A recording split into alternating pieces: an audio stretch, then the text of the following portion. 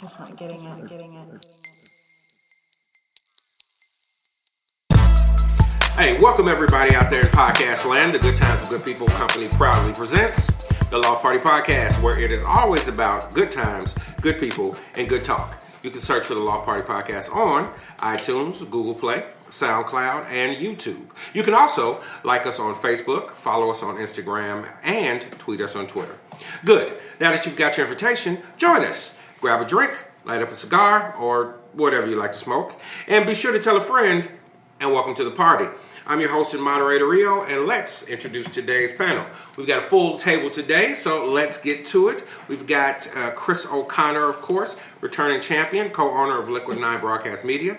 Lane and Connor Boland. I'm going to call them the Brothers Grimm. We've got Big Dave Elliott, co-owner of C&P Construction. Ben Roberts, he is our personal bartending guru here at the Pendergast Club. And of course, the anonymous female, because she doesn't want you to know her name. And today we're going to be talking about a house divided. So I was watching, we were watching Vice over the weekend. And they did a special called House Divided, and it was kind of about how the American electorate had become so divided and so angry and polarized over the course of. They focused on the Obama years, but I thought, I thought that it was a more interesting conversation if we took a step back and start with George W. Bush, because I think some of the things that made people so angry during the Obama presidency really started or were really exacerbated during the Bush presidency, and that, of course, has brought us up to today with our president-elect, Donald Trump. So, let's get started with the beginning, and that is George W. Bush, and he started his term with a budget surplus, which maybe our two historians at the table may remember. But I can't remember that many times in American history that we've started anybody's presidency with a budget surplus. We have several times during the course of history, but I would also say, don't forget that Clinton's presidency ended with a massive recession and a tech stock bubble that burst. So George Bush actually inherited a really shitty economy at that point. So there's more to this. I actually did forget about the tech bubble bursting. And I did indeed. I actually did forget about the tech bubble bursting. Also, didn't Clinton essentially massively repeal regulations on big banking as well? A lot. Maybe that was part of it. He actually doubled down on a lot that Carter had passed that forced banks to invest in the neighborhoods that they were in, whether you were creditworthy or not, which, in my opinion, led directly to the 2008 housing bubble. Because you would just take all these bad debts, package them up, sell them off. They were worthless. And Lane, you probably speak to that better than anybody, but that was a huge problem. Absolutely. So I don't want to jump that far forward yet. I want to try to take this step by step. So Bush comes in, he inherits the presidency from Clinton with like you say, with the housing bubble. With the tech bubble that had happened, but there were no like bailouts of the tech industry. It was a bubble. It burst. It did the damage that it was going to do, but we rolled on into a new presidency. Then, barring a couple of vacations and naps in there, 9/11 happened. And, of course, we know 9/11 took us into war, and, and really the war ended in the middle of the Obama presidency. It went on so long. And it got me, so just briefly on 9/11 and going in the war, there's been a lot of talk about, especially during the election, about the possibility of pay for play possibly happening with Hillary if she had become president, and what happened or didn't happen while she was Secretary of State. But it did get me to thinking about Cheney under Bush, and how it seemed as if a lot of companies that Cheney had either headed at one point or were directly friends of Cheney's and Bush's, for that matter, seemed to profit off of the Iraq War, and in either that they made weapons or something for the government during that time. Well, actually, there's a main company that he was president of and he worked for, and I worked for a subsidiary of them called Otis Engineering, was Halliburton. Mm-hmm. And the interesting thing about Halliburton during the war is that Halliburton basically became a service company. And they went over there and set up the camps, the food, the infrastructure, everything needed to be able to feed, house, and take care of. And they became They were not mostly soldiers, an oil but field company mercenaries, before. weren't they? Isn't All that right. the company that did that? No, that's Blackwater. Yeah, Blackwater, GE Academy, so on and so forth. But that also was something that sprung up during that time. There may have been some other subsidiaries, but I think they were probably subsidiaries of Halliburton for the most part. But I think they won the major contract, and that's where Cheney comes into play, right? Yeah, Because, I mean, you know, I guess that's where my question comes in. Won the contract? Because to me, math is pretty simple. one and one does equal two. Well, and, what's new about that? No, I'm not saying anything's new about it, but I guess what I am saying is we were really ready to burn Hillary at the stake for the possibility of it. Well, And it happened under Cheney, and nobody said much of anything. Well, this started Yeah, off. so it wasn't a thing I truly want to debate, but it was definitely something that I thought was interesting at best. It really started off in Vietnam. That was really the first modern war. You know, I'd like Wayne to Yeah. pit in on this because he's a pretty good historian on that aspect. That was the first modern war where infrastructure was set up to be able to have huge defense contracts on the deal. Oh, no. Am I right in that some It way? went on way before that. Way before. Well, but I mean, It really started with Korea. that was on TV, and I then think we you go back to saw World that. War I guess One, is what yeah. I'm saying. Because And I was that kid that watched the TV every night. You could see what was going Go on. out to the Truman Library and read the story of Harry Truman, how he became famous. It wasn't just that he was the senator. He was actually a joke when he was in the Senate, and everybody called him the senator from Pendergast until World War II started, and he Which he started kinda was. investigating massive corruption amongst everybody winning these government contracts and cracked down on it, became Times Man of the Year and was on the cover. So no, this has been something that's been going on. Going on forever. This has been going on since the Civil War. Honestly, I mean, the contracts given out in the Civil War were ridiculous. when the cannon shoot Selling called Brown and chains. Root. Oh my God, there's a shoe contract that was so illegal. It was ridiculous to supply the entire Northern Army with shoes. There we go. And the kickback on it was unreal. Yeah. So no, this goes on every time. It goes Yeah, on and I since the definitely middle. don't think any of it's new. You know, I'm a big one for saying if we're gonna shoot at this target, we should probably shoot at all the targets because Don't it's. forget Clinton had a war. Everybody. Oh yeah, had a no, war. and yeah, everybody Everybody did, had a and war. everybody had, everybody during their presidency that had a war, contracts went to somebody Just awfully somebody right close. up and So out. I definitely get it, but I want to get stuck on the Iraq War because I want to keep moving forward in time, and barring a few bullets fired and a couple of victories claimed on on warships by presidents, we wound up with a full economy meltdown. And I think here is where our story really begins.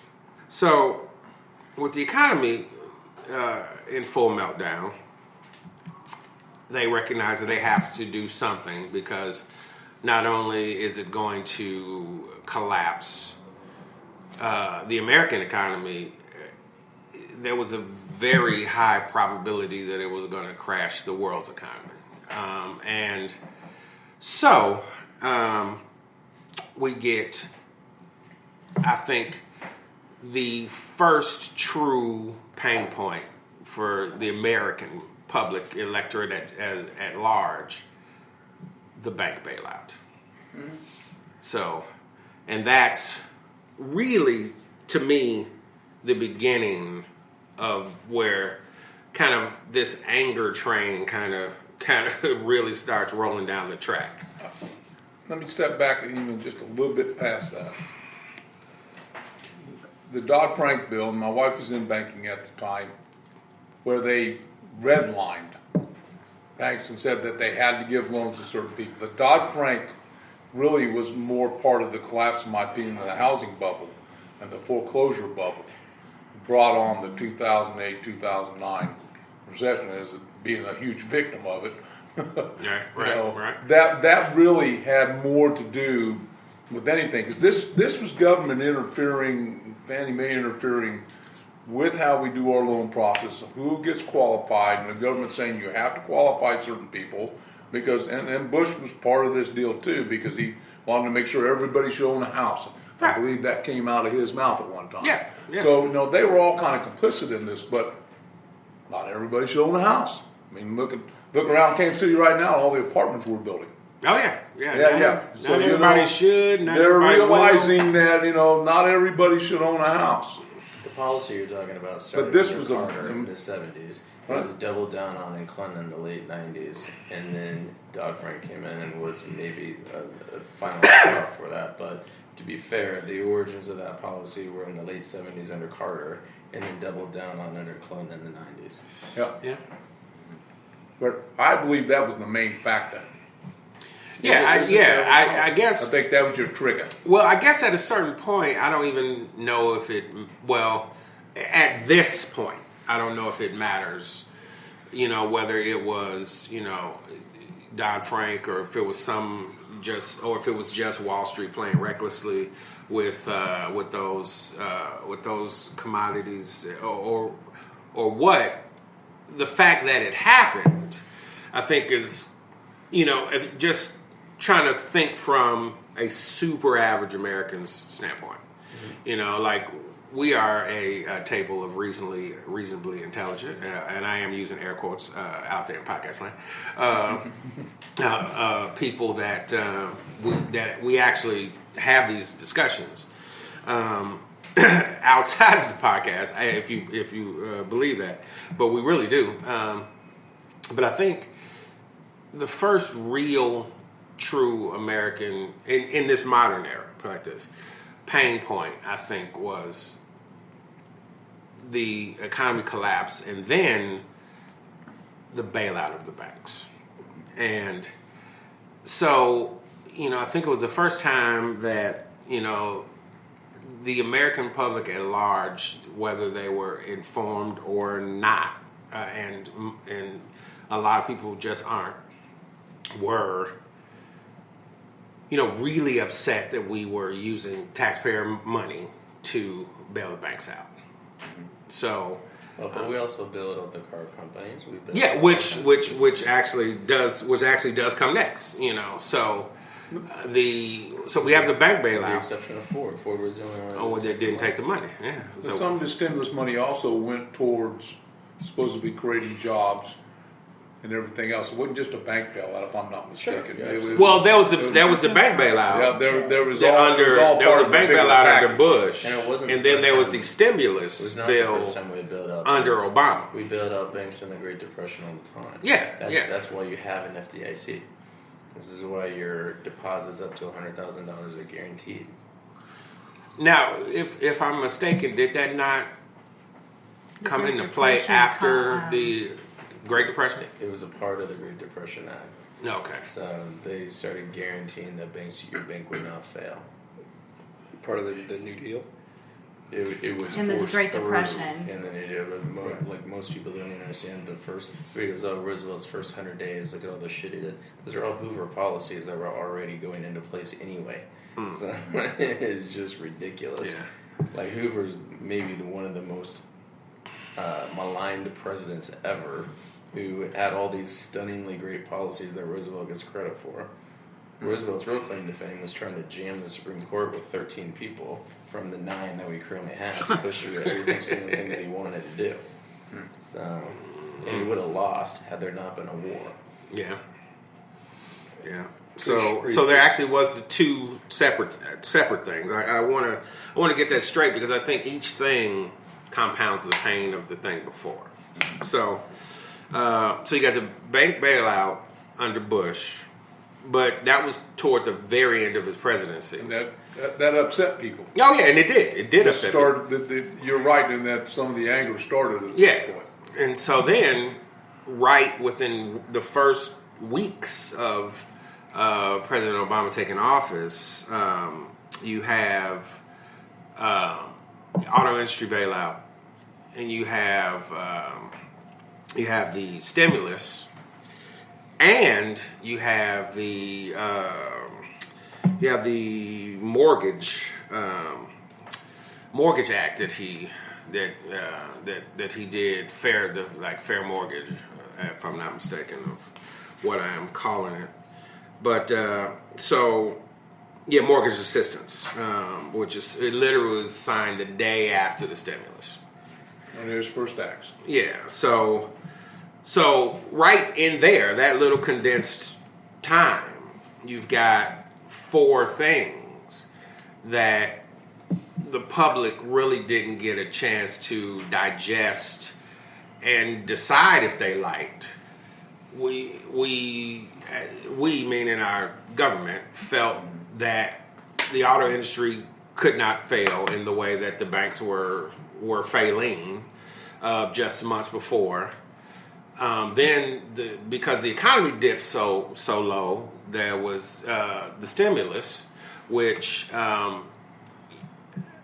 almost half was tax cuts, and just over half were lots of different jobs programs and some other things that, but they were, a lot of those other things were very small bites. The biggest chunk was trying to put construction back to work and things like that. So just right in there before we move on. So bank bailout, auto industry bailout, stimulus, and then the mortgage assistance. All that happened in months, and like within 6 months, all of these things happened. So before I roll forward in time, anybody at the table? It all happened a little bit more forward in time, then maybe I should wait a minute, but there were some mistakes made. President Obama should do what Trump needs to do sometimes. He needs to keep his mouth shut in certain situations. He made 2 statements that really hurt the stimulus, in my opinion, as far as the people's opinion of it. When they were all sitting there and they were joking and say, well, I guess there wasn't so many shovel-ready jobs. And they all kind of laughed, and man, that got all over national news. Yeah, you don't bang on the people. And you don't admit that. That was, to me, I thought he made a very critical error there.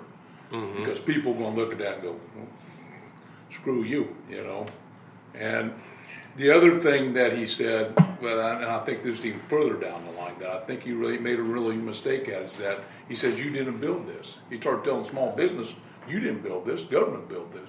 You didn't do this without somebody's help. No, most of us did it on our own. And that really, to a small business owner that I know, we all went, WTF. You just said the wrong thing to us. He really burned a lot of bridges in some of those areas on the small business, and also created more anger in that aspect. So that's the reason I'll bring it up now. Maybe it's a little further down the road, but he created anger in small business at that point, because wait, you're not here. You don't sound like you're on my side here. If he would have let that stimulus work through a little bit more, I think he would have had a little bit more success and not angered some of the very people he was trying to help. Lance. Oh no, just digesting all that. Yeah.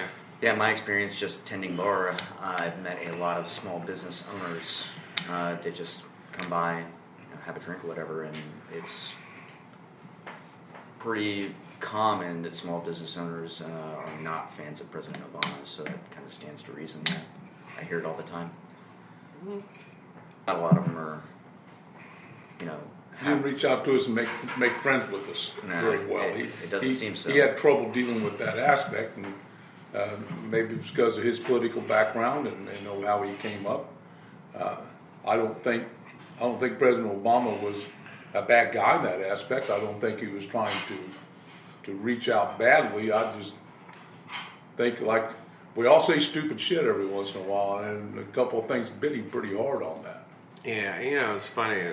One of the things that they were saying in that Vice special, and they actually did wind up talking with the president in the special, but one of the things that they were saying is that what he was good and brilliant at was addressing the people at large. He can give amazing speeches, but what he wasn't as good at is selling something in the room. Like he just wasn't. He wasn't a backslapper. He that wasn't part of his natural demeanor, I don't think. And so I think the political process was probably tougher for him than for some, because that just wasn't who he was. He came up a political animal. I mean, everything he went to college for and everything he worked for was to be a political animal, not a independent business person or a business person type understanding. He didn't have that understanding. Well. Because that's not how he came up. That's not his educational path and work path that he chose. Yeah, no, I mean, he definitely, like you say, when he got out of law school, he went into kind of the community organizing route, and it was never he wasn't a deal maker by nature, and I think he could sell the theory to the public, but he had a really harder time selling the deal to you sitting across the table. One, I think he was, he's a hyper intellectual. I mean, he was the president of the Harvard Law Review. Yeah, I mean, he's no question. So it's he probably, like you say, just getting the language to come from this kind of academic, esoteric level and just bring it down here, where we can just have a man to man. I think that was probably harder for him.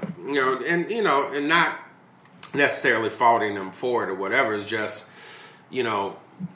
this what we're doing today is an examination, not a condemnation of anybody. It's an examination of. Well, if he would have legalized pot right off the bat, we'd all been stoned and everything was cool. Yeah, I'm still thinking people need to just go ahead and do that. Just get that over with.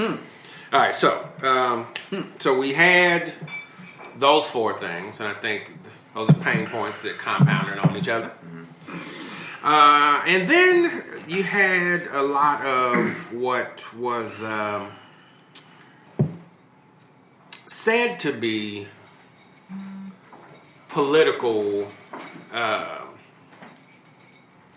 misgivings about Obama and how he operated politically, but how it manifested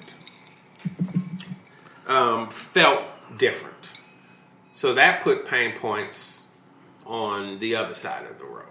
So, you had, the beginning of, the Boenher, movement. And you had, people were calling them socialists and Marxist and communist. And, what I did find interesting was, despite everything we're saying right now and all of the things that may not have led him to be as successful president as we would have liked for him to be, or he would have liked to be himself.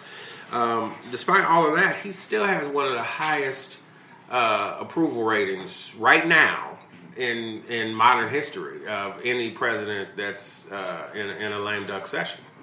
So I thought that was really interesting. So let's move slightly forward, not too far forward, but slightly forward. I'm gonna throw out a name, Frank Luntz. He's a GOP. He was the GOP pollster guru. He was the guy that they turned to when they needed to develop strategy. So they would, so he would do polls and focus groups and whatever he needed to do to get his data to give to the GOP so that they could formulate their strategy on how they're going to move forward against a candidate or a bill or anything. So the night of the inauguration, I think there was quite a number of Republicans at the time that were kind of licking their wounds and just, we don't know what the hell just happened here. And at the time, did not have necessarily ill will toward the new president, just they really didn't understand how they lost. And You ran Mitt Romney. well,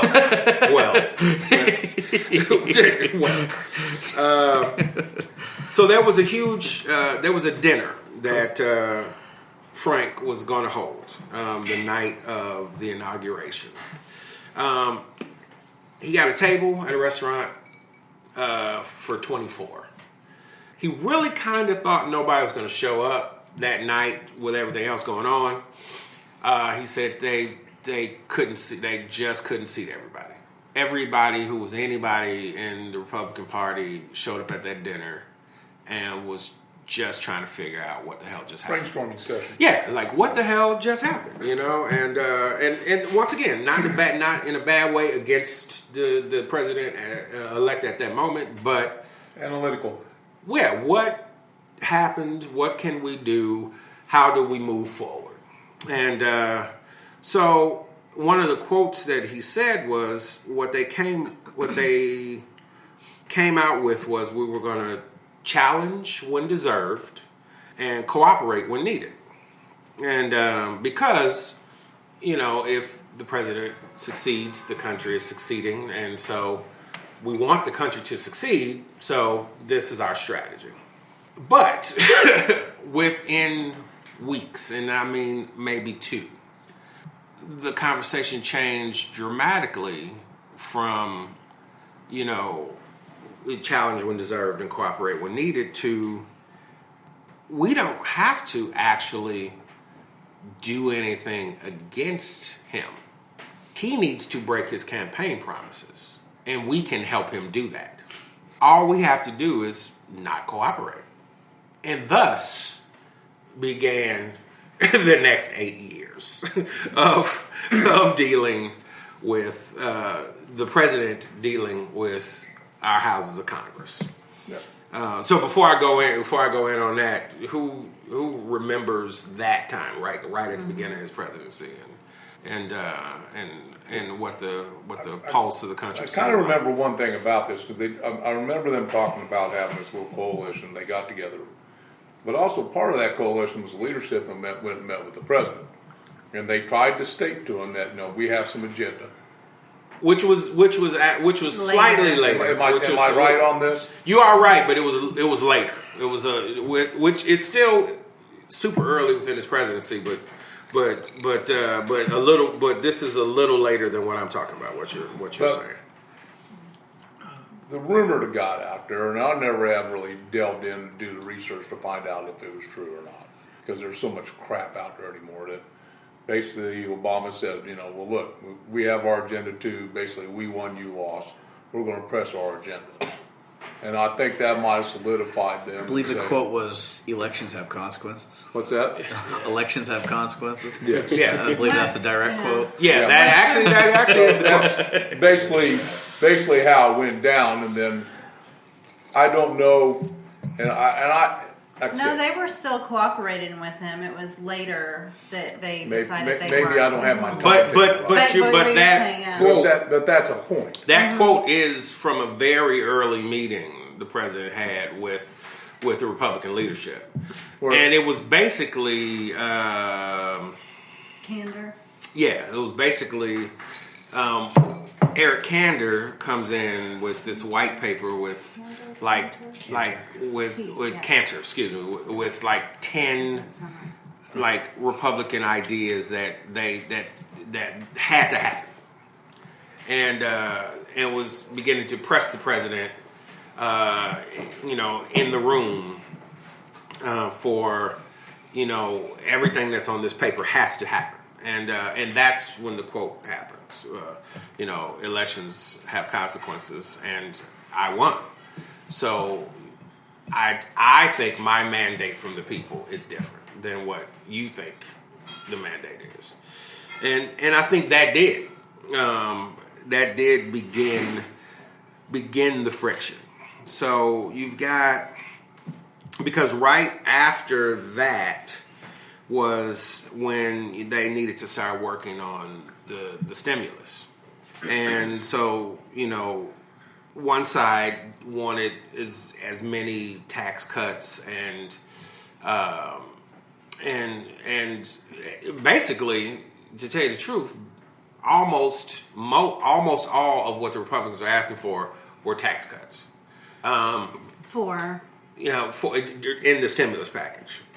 But the president felt that there had to be some provisions for shovel-ready jobs and other things in the stimulus. It couldn't all be basically kind of trickle down. Basically, we're going to cut all these taxes, give money to businesses, they're going to hire. And me personally, understand that thinking only because, yes, I do think some tax cuts and infusion into businesses is needed, but are we guaranteed that the businesses are then going to turn around and hire people? no. So starting some projects and things that actually created jobs right away. Well, it depends what businesses you were out there to want to help people. If you were just going to give them the government contracts to people that just do government work, well, I think they're much more likely just to take the money. Well, I think part of it was. Prices I think part of it was that, and part of it was private sector business. And let's not forget that part of that stimulus money went to green industries. Mm-hmm. We had several, Solonara, they failed.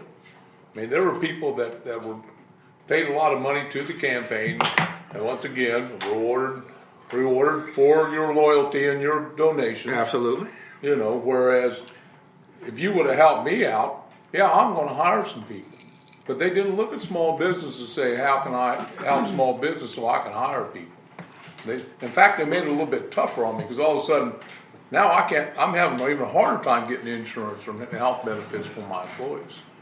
Mm-hmm. We did finally get a bill passed later on that said, and I think Obama signed this bill, in fact I know he did, where you could buy equipment and that equipment became a larger deduction.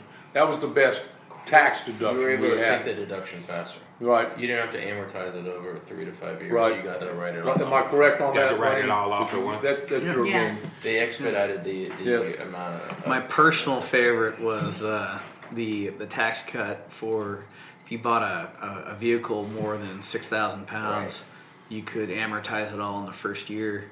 And that was purely to help the farmers. Yeah. Hell, I know people that just bought golf carts and jokingly called them their Obama mobiles. Yep. Because of the fact that they beat that little weight limit. Yep. Yeah. Oh, well. Anyway. Yeah. Well, I appreciate that. That's kind of what I was looking for. But, these are some of the problems that continue to lead to problems down the road. Yeah. Like that's what I say. It's kind of a like I say, just an examination of pain point on top of pain point. Which actually leads me to the next pain point. So, Well, before you get off that one, yeah, go ahead. I would throw this out. I would say it was a mixed bag. If you remember the Republican Party at the time, it was split in half between crazy ass Tea Party people who had these principles that were inviolable and were unwilling to compromise. Yes. Versus the traditional Republican Party, and you had a president who will go down in history as one of the least effective in dealing with Congress, which is bizarre since he came from Congress and should know how to work, but he was almost never there because he was running for president the whole time he was there. So, yeah, I mean, it was a horrific situation on both sides.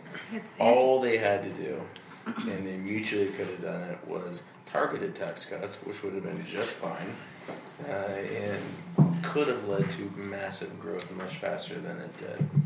It's a lot of things you could have reached out to.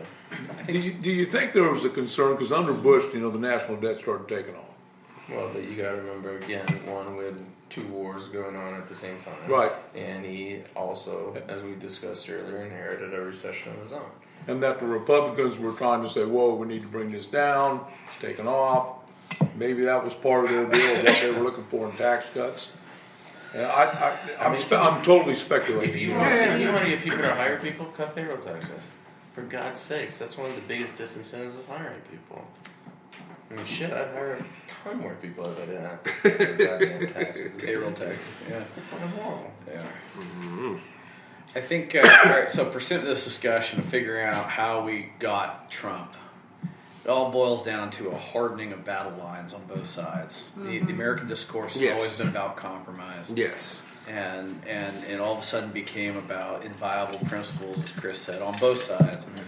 And quite frankly, I think our president was sized up correctly by the opposition and taken in the same way you would somebody at a poker game, in that they realized because he was a first-term senator and didn't understand the way Congress worked, Cantor purposely went in there with these demands that he knew Obama was going to bristle at, and Obama gave them exactly what the Republicans were looking for, and that was a catalyst to a hardline answer to harden the battle lines, and so that's how we now have Trump. Yeah. Well, and it was interesting when we were watching Vice special that they were talking about how.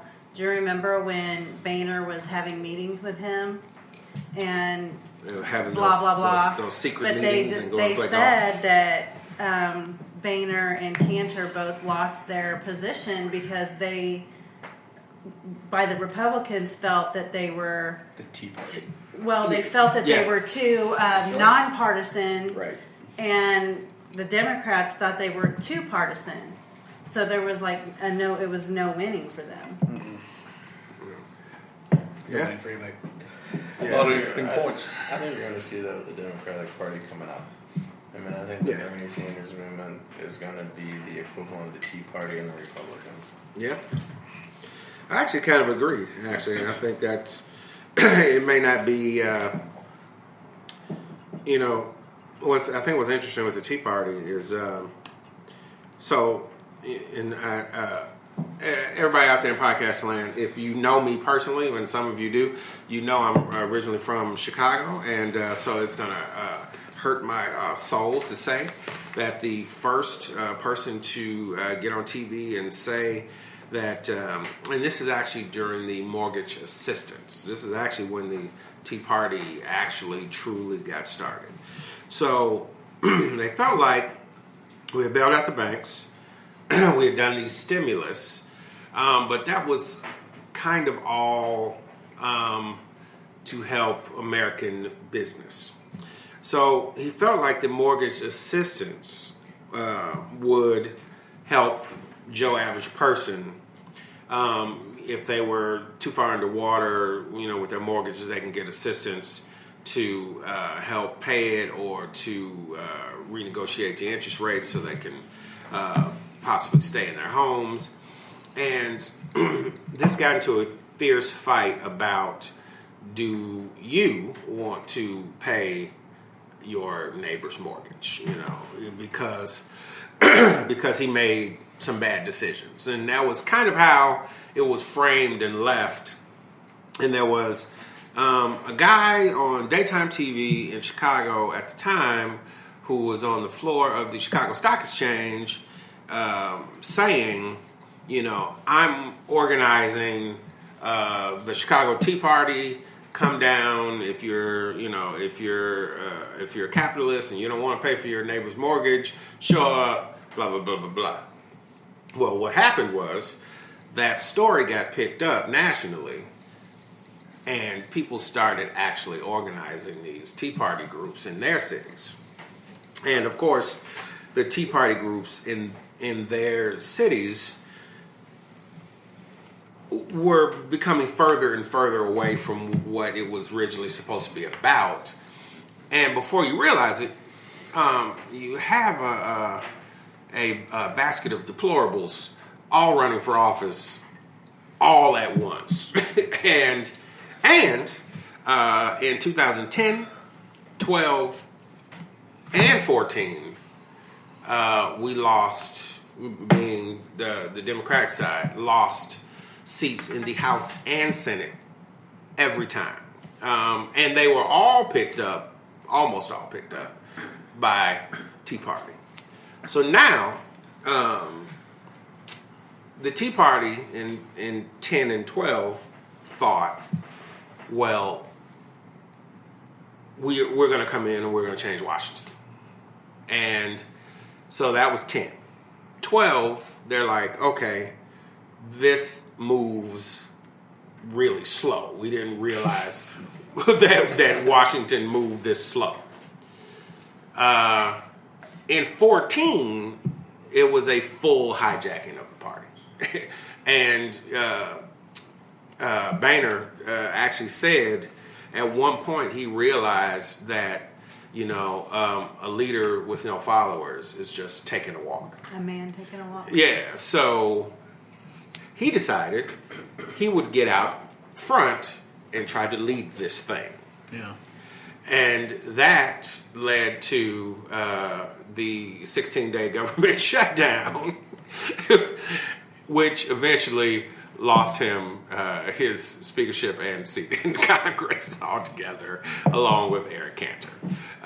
So I still like to have a drink with Boenher.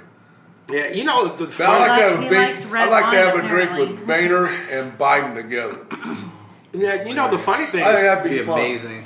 so the funny That would thing be. is, Diamond Joe. yeah, the funny thing is when you see him in the interview, and he's not, trying to be a politician at this point, and you see why he was likable and could work across the aisle when that was still a thing in America, but apparently, as Lane was saying earlier, because of all of these pain points kind of building up on each other, we got to a point where politically there was no way to get anybody to say yes to anything. Because if you seem too cooperative to the other side, as it became a verb, you can get primaried and you can get thrown out of office your damn self. This happened on the Democratic side. Oh yeah. It was both parties it is happening on that both had sides. this extreme split. It is happening, but I will say this. Hey, what's going on, podcasters? Let's acknowledge the good friends of the Loft Party Podcast. The Majestic Restaurant and Pendergast Club, carrying on Kansas City's tradition of great food and great jazz, 931 Broadway in Kansas City, Missouri. The J. Rieger Kansas City Distillery, whiskey, gin, vodka. That is, oh so good. And friend of the podcast and panelist, Lane Boland, managing to keep the podcast going. Apparently wealthy or not. Now onto our regularly scheduled program. One of the quotes that I thought was interesting from the from the Tea Party was that when they got in there and they realized, okay, this moves too slow. It's like, we're going to take over. We're going to make it work. Wow, this moves slow. Then they realized, wait a minute, actually the people that aren't working with us are our own people. The establishment Republicans were the ones that really didn't want to work with them. And truly, that's when the party got That's when we got Ted. Yeah, we got the Cruz Ted and green Cruz. eggs and ham. Exactly. We got the green eggs and ham. I'll agree with you up to a point, but I think the larger the issues that you try to push, the more you make people draw a line in the sand. Well, yeah, when you start pushing nationalized healthcare and Obamacare, that I think exploded everything. It did. I think that was the final straw. And also, it was a horrendous move on Obama's part. And I'm not even anti the law. What I am anti against is he had a chance to make it a very nice bill had he agreed to tort reform. But one of the best Democratic lobbies is the lawyers, so they give a fuck ton of money to the Democratic Party. So he wasn't about to put tort reform in there. For whatever reason, they decided against being able to sell interstate, which makes no sense, and actually puts these companies in a horrible... I've never quite understood that. I will never defend insurance companies. I think they're all pretty much wrong, and they do everything they can to jack you over. But if you could mitigate your risk by selling interstate, that would make an enormous difference. If you're Blue Cross and Blue Shield of Detroit and all of a sudden Salt Lake City's a market you can go into, congratulations. That absolutely mitigates your risk. Yeah. That would have been enormous. But he refused to compromise on anything, too. This isn't just Republicans saying, I'm not going to compromise. This is Democrats paying back their biggest donors as well. Oh, absolutely. I do think that's why that law sucks so bad. Yeah, I do This is why we have Trump. Which, of course, is where this is all going. So we've got Ted Cruz and the green eggs and ham filibuster. Because as Republican Tea Partiers said, the one thing that they realized that they actually had legally, constitutionally, was the power of the purse. And if they had to shut down the whole goddamn government in order to get you to see that that's where their power lied, they were more than willing to shut down the whole goddamn government. And of course did. And that, of course, led to S&P downgrading the American credit for the first time. Johnson & Johnson has better credit than the United States government. So just floating that out there. So by the time, because they're profitable. Yeah, this is true. Funny that. I'll drink to that. So by the time we get toward the last year or two of President Obama's terms, now we're dealing with something different that is political but not political, and that is actually what we had our podcast on a couple of weeks ago, Misinformation Nation. You started getting wild fragmentation in our news. And people just wildly making up stuff. Yeah, it was The false news story. Yeah, so The big deal right now. Yeah, I mean, but it is true though. I mean, But they did it. I mean, they were doing it during. And I won't even say that that's brand new. I think the problem is, that's what I'm saying. I don't think it's brand new. I think that none of the social media platforms did anything to help police the fact that there was that much false news going on. Well, anybody who's turning to social media for news is an idiot to begin with. But it's not just social media. I mean, they were doing it on regular news I'll stations. give you a classic example, and this is one that will always go down in history. So, who did the No Child Left Behind Act? That wasn't that Bush. wasn't that George Bush, no, right? I'm going to say was that Bush? Actually, it wasn't. No, The wasn't president that could not actually write a law. So Uh-huh. it was actually Ted Kennedy who wrote the bill in conjunction with the White House that happened to be under George W. Bush. George W. Bush's and they did time. it together and put it through. And Kennedy, one of the biggest liberals of all time, was responsible for the No Child Left Behind Act, which everybody pins on George W. Bush and says, what a massive failure, and we hate this, and blah, blah, blah. Yeah. Well, then fucking call the Kennedys. I mean, like, that misinformation has been around forever. Yeah, you're absolutely right. Misinformation has always been around. I think George Bush has the luck of a Kennedy. think you might be right. Yeah. Yeah. So, in the fact that, and not only is it just misinformation, but the fact that there's at this point 1,000 ways to disseminate misinformation. During our most recent presidential election, we find that that was kind of running rampant, which I don't know, to tell you the truth, if that was going to do anything to change the outcome of the election or not. But I do think that the fact that it's happening at a greater and greater rate, because like you say, I think there has always been false news and misinformation. I don't think it's at a greater percentage. Yeah. I think it's just there's more outlets. There's more outlets. I think percentage-wise, But don't you think one of the false news things that really fired up a lot of people in different ways was the Ferguson event, where the kid that was with him said he had his hands up and he had his back to him and he got shot, and it come to find out it was not the case. The truth came out.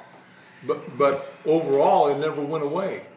It exposed the problems with police and the community, but the real truth of times, the hands up, don't shoot, is it didn't happen that way. And that, well, I think the hands up, don't shoot did bother a lot of folks. Yeah. This really upset them, and then they rioted and burned and everything else, and now you got a whole bunch of folks on the opposite side of the picture that doesn't live in the city, doesn't understand what the city is. And then back going, whoa, wait a minute here, wait a minute, what the hell just happened? This is bullshit. I'm trying to remember. I know. And it really created a very strong, even some of my liberal friends. I think that's a My most conversation liberal for friends. another day. After a while, backed off and said, this was a bad deal. This is a bad deal. This didn't shake out the way it was supposed to shake out. And it's turned into this movement. They didn't like it. They were my liberal friends. And they're very liberal. It was a bad example of a real problem. I mean, I think you would have a better argument if you were using the incident in Cleveland where they just flat ass shot a kid with a fake gun. Like a kid did. With a fake gun. That was real. I mean, there were real situations out there going on. That's what I mean. I think it was a moment in time where they picked a horrific example.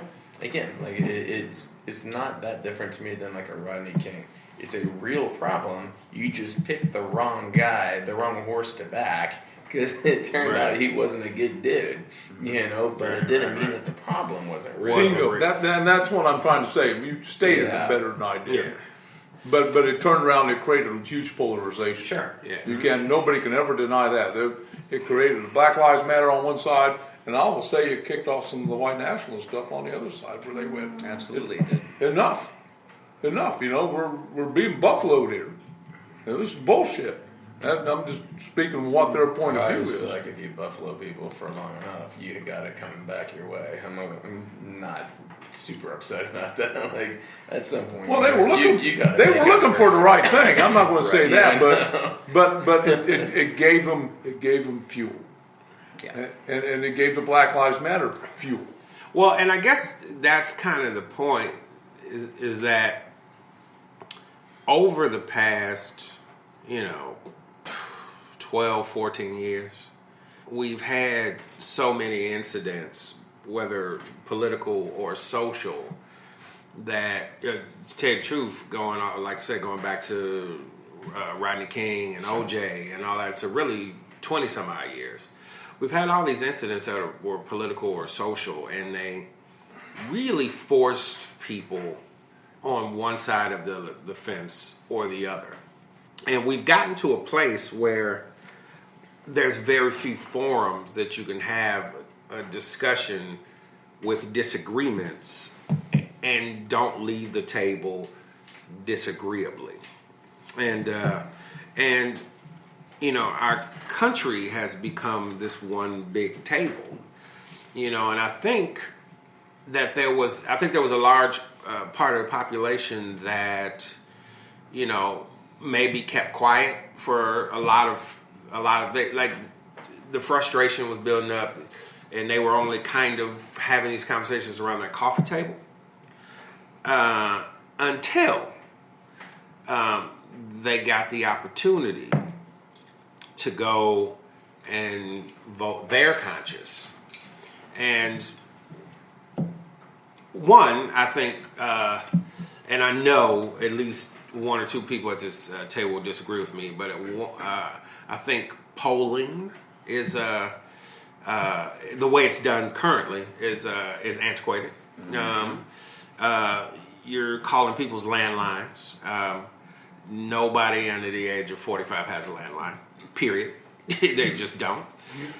So everybody that's answering the phone is going to be a lot older, and I'm a lot older than 45, and I ain't going to answer that damn thing either. You know, I guess what I'm saying is you have the polling structure is antiquated. We are the last democracy of our type that uses anything like an electoral college, where there's a lot of systems and structures that I'm not 100% sure if they need to go away, but they definitely need to be revisited, because it's gotten to a point where we're able to, and a lot of people are very comfortable just going to their tribe and sitting over there with their tribe and not mixing with anybody from the other side and that's dangerous, because this is America, and at this table right now we've got different age ranges. We've got black and white. We've got female. We got 1/8 brother over there somewhere.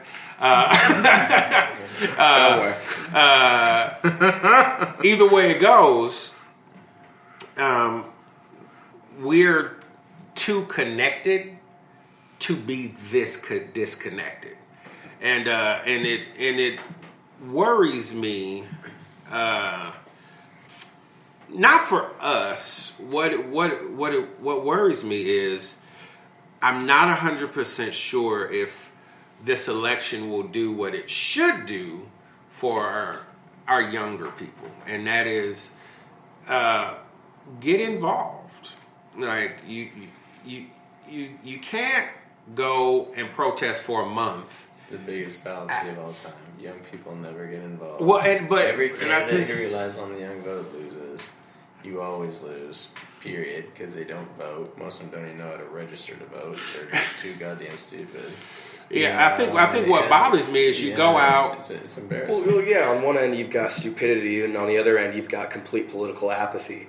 Mm-hmm. I lost all faith in the ability of this government to solve its own goddamn problems when the government shutdown happened. When I, as a soldier, was looking at the possibility of actually not getting paid. This was the first time ever. Yeah, my son was in the Marines at the time, so yep. And what I think you're right. I think apathy is a good word. Yeah, I mean, how do I word this? The amount of people that voted for Bernie Sanders, and when he lost the primary to Hillary Clinton, that just decided to not even get involved in voting past that point was, enormous. I mean, this election was the two most unpopular candidates of all time running against each other, and that's a complete product of the polarity that we're talking about, the divisiveness between the Republican Party and the Democratic Party that's been going on for the past 8 years. We've been looking at people that are on the fringe of each side of the spectrum, not willing to compromise. Why the hell would I want to vote for either side of the debate? Because they're not even willing to fucking work with each other. I don't think you got the most polarized person in Trump. I thought you got a dude who everybody knows is probably more Democratic than any Republican president has ever been. Don't tell me that dude hasn't had his own string of abortions and other shit like everybody knows. I mean, he's not taking those back. And was a Democrat for quite some time. Yeah, and has voted Democratic for quite a while. So I don't feel like he's necessarily representative of the Republican Party at its most extreme. I think a Ted Cruz or Marco Rubio or somebody like that could have been infinitely more polarizing than a Trump, but nobody knows who the hell they are. So I got a question, which I was gonna bring up, but I think it's a good time. Did America just elect its first independent president? Yeah. Really good question. I think that's probably I true. mean, yes, he ran under the Republican ticket, but he's not Republican. I would say Theodore Roosevelt was the first. Certainly not established Yeah. a Republican by any stretch of the imagination. Theodore Roosevelt was maybe one of the first presidents to go against his own party on any number of things. And I think he set the tone for the modern presidency. And I think Trump is a kind of an offshoot of that. But you've been seeing a lot more of that going on anyway.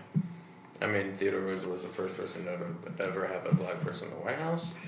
It cost the Republicans the South for many years. This is why one reason it turned Democratic was they were pissed. Yeah. You know, he was a massive progressive. He was a trust buster, which is very anti-Republican. Yeah. If you look at his policy, he was hyper progressive. He was all in favor of national health care, all these social acts. No, I would say Theodore Roosevelt was the first one. And I think he set the tone for the 20th century, and you're seeing an evolution of that going through.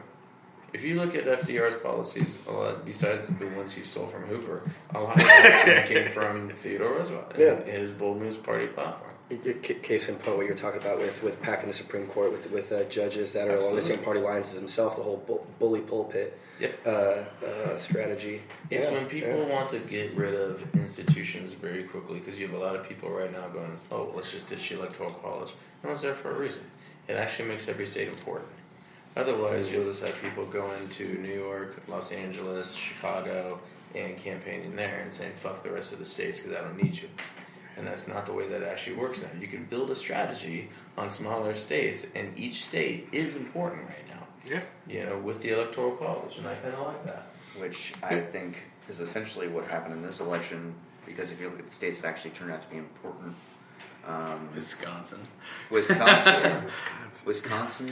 hasn't gone Republican in how long? Since Ohio as well, right? No, I think that's the last time. Reagan. Reagan won 49 out of 56. And Trump actually gained 130 votes on the Wisconsin recount. yeah.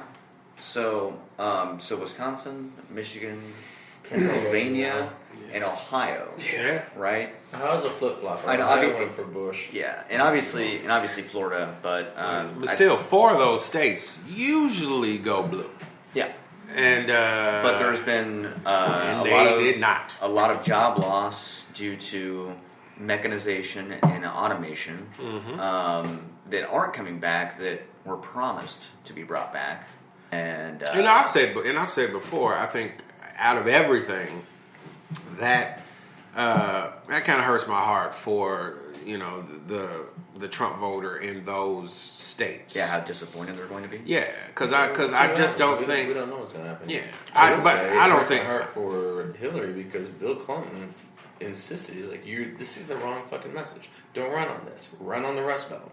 Run on. Talk to these people. Yeah, no, he did. Her campaign ignored them the entire time. And she went to every big city, and she exactly why she. You're lost. absolutely right. Yeah. Yeah, Which kind of gets back and to he was right. I would never look at Bill Clinton and ignore his political advice. He is, I believe, No, he's a political beast. politics. Yeah, she definitely should have listened. But to get back to electoral college, is that we have an interesting history here. Whereas in of course, electoral college came up early 1800s. No, it's always been right. Yeah, It's it always was one of the early founding fathers. But Yeah. there was a reason.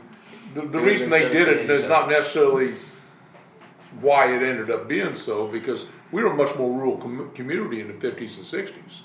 And then we had the migration to the cities. Mm-hmm. So the cities now can you look at Illinois. Yeah. Who controls Illinois? Oh yeah, the mayor of Chicago controls Illinois County. Yeah, Cook County. Cook County can All outvote day. everything in Illinois. All right? day about anything. They can Just bury ask that because the JFK. population is so low in the rest of the state they can literally control it. Yeah. Therefore, the electoral college is a viable thing. Yeah. No, And believe me, Hillary was all about it when she thought she was going to win. Let's not get away from that viable fact. yeah. No, I don't think either party. But know, there's a reason it's in place and it does function. Yeah. No, I think that there's a lot of I think there's a lot of people who didn't vote for Trump that don't really understand the need for the Electoral College at this day and time.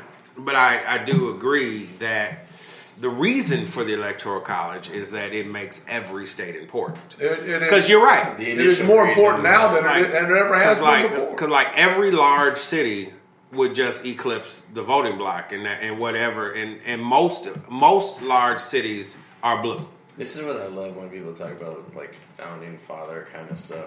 Actually, the initial reason for the Electoral College was if the vast majority of stupid Americans made a mistake, they could be overruled. Exactly. Which Rule out is stupidity. the place in the first place. They wanted landowners and people with a stake in to be able to overrule them. But it has since evolved into something that is very important, which is no state can be ignored at this point. Yes, So, absolutely. and that is a good thing. All right, so I'm going to read you this one quote, and then we'll take any last comments before we wrap this up. So Frank Luntz, he was the GOP pollster that I was talking about earlier. He ends his part of the interview, and I just thought it was hilarious. But he says, in the end, we fucked it up. So we killed the goose that laid the golden eggs. It says, and I will be alive, although I kind of wish that I wasn't. Who said this? When Frank Luntz, he was the Republican pollster. I know who Frank is. Yeah. He says, I will be alive, although sometimes I wish I wasn't. When all this shit comes tumbling down, and I just thought that was hilarious because at the end of the day, there was a point in time, not that long ago, when American politics was to some degree and to some great degree about finding a compromise, and now, as Frank Luntz says, we have fucked it up. I go back to Tip O'Neill, and Bob Dylan. I'll go back to them 100 times. Well, them boys knew the art of the It deal. goes back to what we were not arguing, but making a deal over.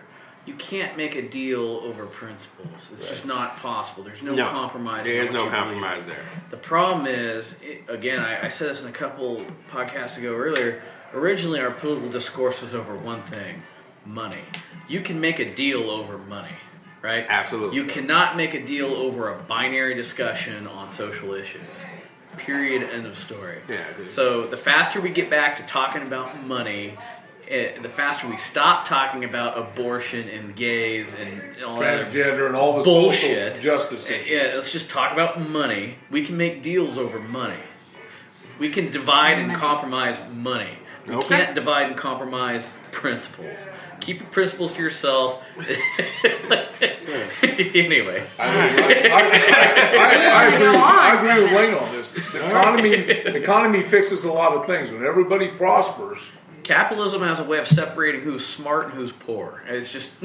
Wow. well, that's true. And the asshole award goes to my friend. I'll tell you this. I don't disagree. I'm with Wayne on that. I would totally agree when you're outside of an election cycle. When Right. in an election cycle, that is what a lot of people vote on. Sure. And the most modern example of that was Bush, both in 2000 and 2004.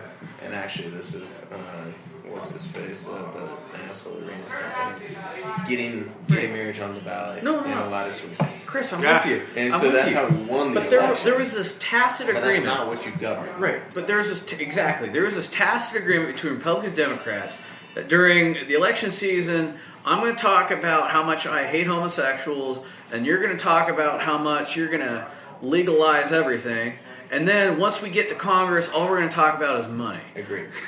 Right? And now, that's not what the discussion is about. No. And thus, our breakdown and our house divided.